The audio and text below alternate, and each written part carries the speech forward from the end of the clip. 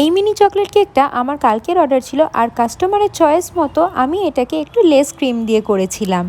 এই কেকটা sponge dark chocolate ফ্লেভারের, আর ফিলিং ছিল চকো ক্রিম আর চকো চিপ দিয়ে।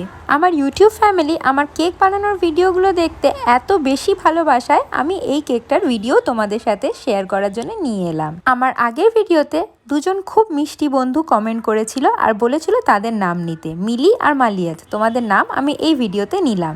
তোমরা দুজন কোথা থেকে আমার ভিডিও দেখছো এবার কমেন্টে সেটা নিশ্চয়ই জানিও। এই কাস্টমারটার বাড়িতে মাত্র দুজন মানুষ, তাই ওনাদের রিকোয়ারমেন্ট শোনার পর আমার মনে হলো যে ওনাদের জন্য এই মিনি চকলেট কেকটাই সব থেকে বেস্ট হবে।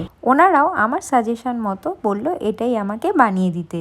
এই যে এখানে আমার কেকের ক্রাম্ব কোটিং মোটামুটি শেষ। এবার একটা ফিনিশিং দিয়ে এটাকে সেট হতে 2 ঘন্টা ফ্রিজে রেখে দেবো। কেকের ডেকোরেশনটা করার সময় ক্যামেরা সুইচটা অন করতে ভুলে যাওয়াতে তোমাদের সাথে কেকের ফাইনাল লুকটা শেয়ার করলাম।